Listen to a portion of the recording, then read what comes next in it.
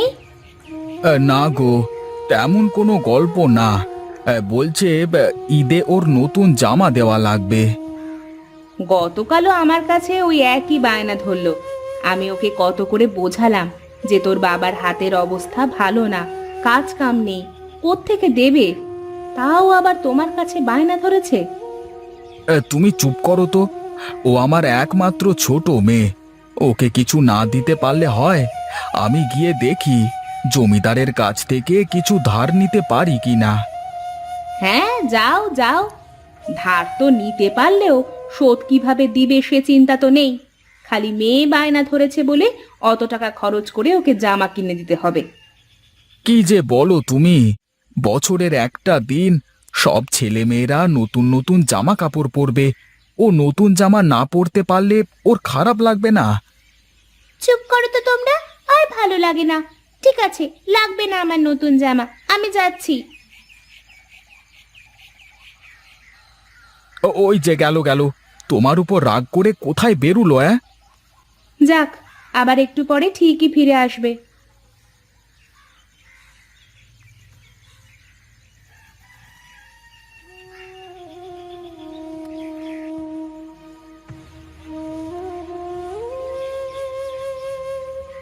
কিরে ছুটকি, এখানে এভাবে মন খারাপ করে বসে আছিস কেন? আজ যে খেলতেও আসলি না। না রে, আজ ভালো লাগছিল না, তাই আসিনি। কি হয়েছে, মন খারাপ তোর? কই, কিছু হয়নি তো। তাহলে এখানে এভাবে বসে আছিস কেন একা একা? বাড়িতে একা একা ভালো লাগছিল না, তাই এখানে একটু ঘুরতে এলাম। ঠিক আছে, থাক তাহলে। আমাকে আবার আজ বাবার সাথে যেতে হবে বাজারে। বাবা বলেছে আজ আমাদের ঈদের নতুন জামা কিনে দেবে। ঠিক আছে, যা তাহলে। তুই ঈদের নতুন জামা কিনবি না? না রে, আমার বাবার কাছে এখন টাকা নেই, পরের ঈদে কিনে দেবে। হা হা হা, তুই তো প্রতিবারই ওই কথা বলিস, কিন্তু কোনোবারই নতুন জামা কিনতে পারিস না। থাক, আমি যাই।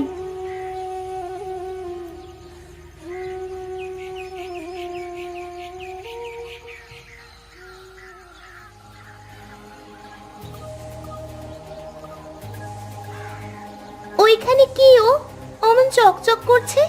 গিয়ে দেখি তো কি।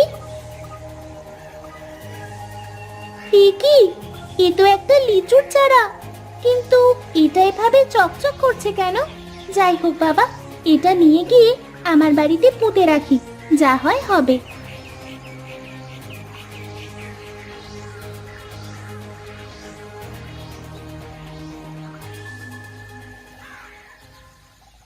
কি রে মা, এটা কি? কোথায় পেলি এটা?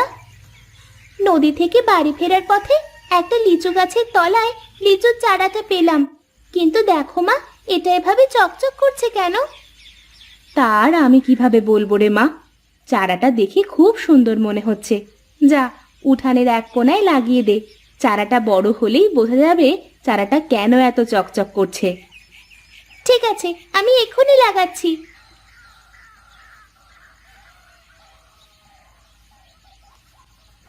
জমিদার বাবু, কেমন আছেন আপনি? হ্যাঁ রে, ভালোই আছি। তা তোর কি অবস্থা তাই বল। আমার পাওনা 2000 টাকা দিতে এলি নাকি? না জমিদার বাবু, ওর চোখে মুখে তো আমি অন্য কথা দেখছি। তা কি করতে এসেছিস বল জমিদার বাবুকে। এই, বাবু, বলছি আমাকে যদি আরো 2000 টাকা দিতেন তাহলে খুবই উপকার হতো। আমার কিছু টাকার খুব প্রয়োজন। হ্যাঁ রে, টাকা তো শুধু তোরই প্রয়োজন, হ্যাঁ? আর আমাদের তো টাকা লাগে না, তাই না? আমাদের হাওয়া খেয়ে থাকলেই চলবে নাকি? না বাবু, তা নয়। বলছি আমি কিছুদিনের মধ্যেই আপনার সব টাকা শোধ করে দেব। আপনি শুধু আমাকে এখন 2000 টাকা দেন। ঠিক আছে, দেব। আগে তুই আগের পাওনা 2000 টাকা আর তার সুদ মিলিয়ে মোট 4000 টাকা দে। তারপরে আবার 2000 টাকা নিস, বুঝলি? থাক তাহলে জমিদার বাবু। ঠিক আছে, আমি তাহলে এখন আসি। আসি বললে কি আর হয় রে? ঈদের আগে যদি টাকা পরিশোধ না করিস তাহলে তোদের বাড়ি ছাড়া করে ছাড়বো এই বলে রাখলাম।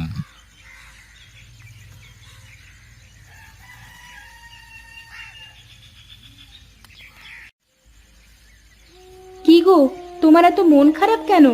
জমিদার বাবুর কাছ থেকে টাকা পাওনি, এতে এত মন খারাপের কি আছে? তা নয় গিন্নি, টাকার জন্য গিয়ে তো আর এক বিপদে পড়ে গেলাম। কেন গো, কি হয়েছে আবার? কোনো সমস্যা? জমিদার বাবু আগের যেই 2000 টাকা পেত ওটাই এখন সুদে বেড়ে 4000 হয়েছে। বলেছে এই টাকা ঈদের আগে শোধ না করতে পারলে আমাদের বাড়ি ছাড়া করে দেবে। কি? ওগো, এবার তাহলে কি হবে আমাদের? ঈদের আগে এতগুলো টাকা তুমি কোথায় পাবে? সেই চিন্তাই তো করছি গো গিন্নি। ঈদের আগে মেয়েকে একটা জামাও কিনে দিতে পারলাম না, আবার এদিকে জমিদার বাবুর বাড়ি ছাড়ার হুমকি। কি যে করি এখন। ঠিক আছে, থাকো তুমি, আমি বাজারের দিকে যাই, দেখি গিয়ে কোনো কাজ পাই নাকি।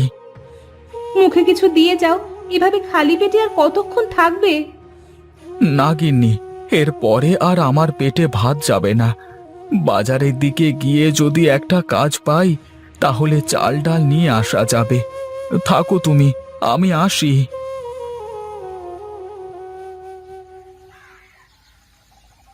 মা মা, এদিকে এসো তাড়াতাড়ি। হ্যাঁ রে, আসছি। কেন রে, কি হয়েছে? এত ডাকাডাকি করছিস কেন? দেখো মা, মনে হচ্ছে না চারাটা একটু বড় হয়েছে? ধুর পাগল মেয়ে, লাগানোর সাথে সাথে কোনোদিন চারা বড় হয়ে যায়? ও তোর মনের ভুল। চারাটা দেখতে সুন্দর আর চকচক বলে তোর অমন মনে হচ্ছে।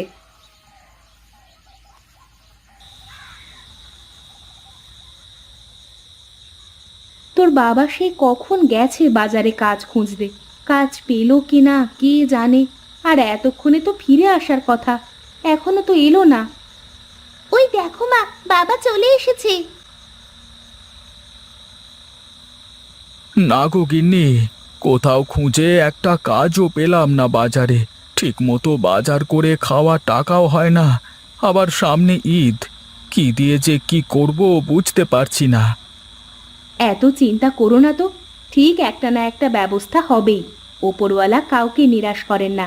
তুমি ধৈর্য ধরো, আমাদেরও একটা ব্যবস্থা হবে। ঠিকই বলেছ গো তুমি। দাও দাও, কিছু খেতে দাও, সকাল থেকে কিছুই খাইনি। হ্যাঁ দিচ্ছি, বসো। ছুটকি, বই রেখে খেয়ে নে, খেয়ে নিয়ে আবার পড়তে বসিস। ঠিক আছে মা, দাও।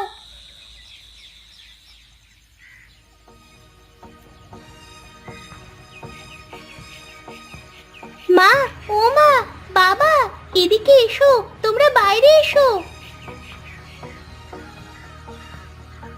কি রে ছুটকি, সকাল সকাল এত ডাকছিস কেন?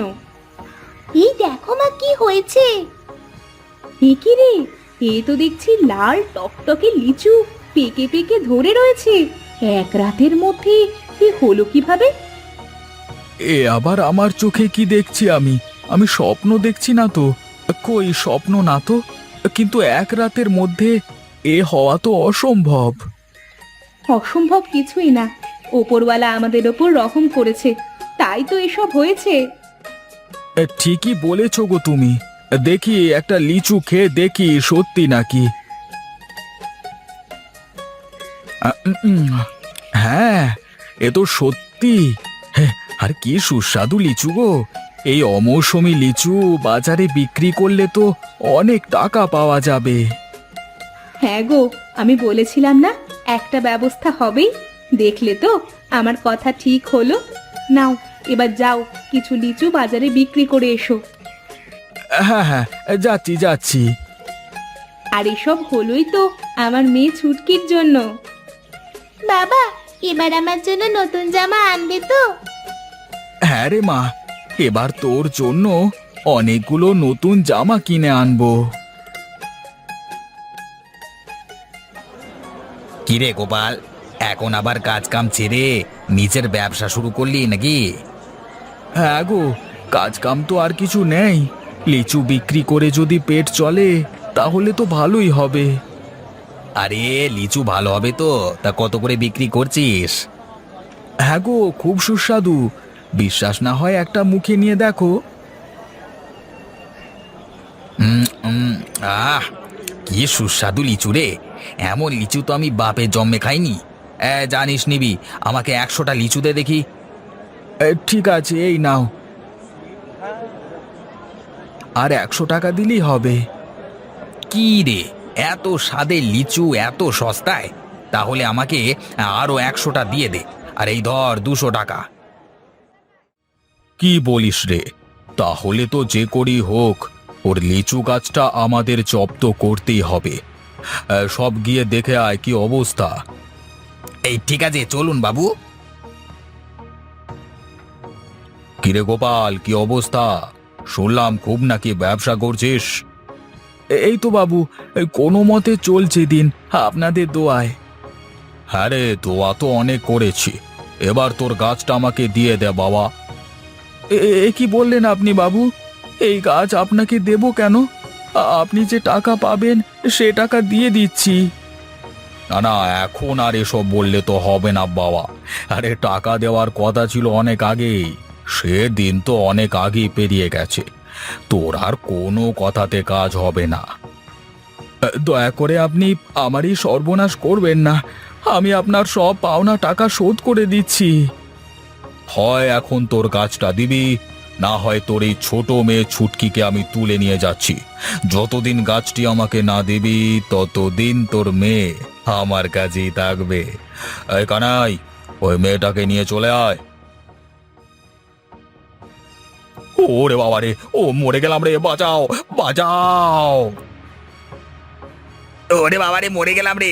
ওরে মরে গেলাম রে বাবা! তোমাকে অনেক ধন্যবাদ লিচু গাছ। তুমি আমার মেয়েকে বাঁচিয়েছো, আর আমাদেরও বাঁচিয়েছো। তুমি ভালো থেকো আর আমাদেরও ভালো রেখো।